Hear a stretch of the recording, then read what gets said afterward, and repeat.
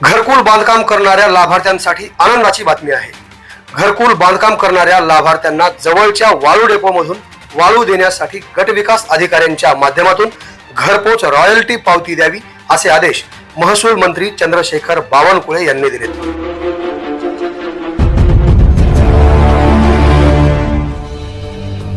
8 दिवसात रॉयल्टी घरपोच न मिळाल्यास याला तहसीलदार जबाबदार असतील असे देखील त्यांनी सांगितले आहे।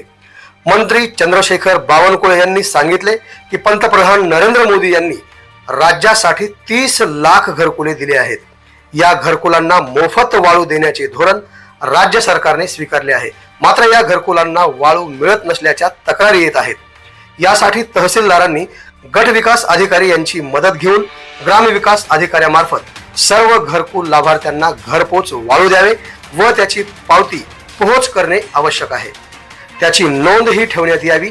तसेच यासाठी जिल्हाधिकारी यांनी पालकमंत्र्यांसोबत तर तहसीलदारांनी आमदारांसोबत बैठक घेऊन त्यांच्या मागणीनुसार वाळूची निर्मिती करणे आवश्यक आहे।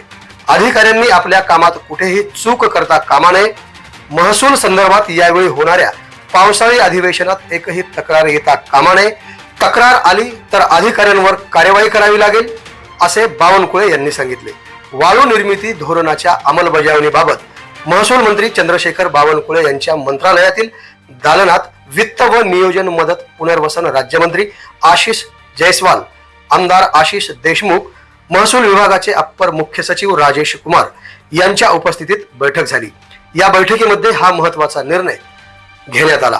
कृत्रिम वाळूबाबत ही धोरण आले असून जिल्ह्यात आता 50 ठिकाणी नवीन क्रेशरला परवानगी द्यायची असल्याचे बावनकुळे यांनी सांगितले।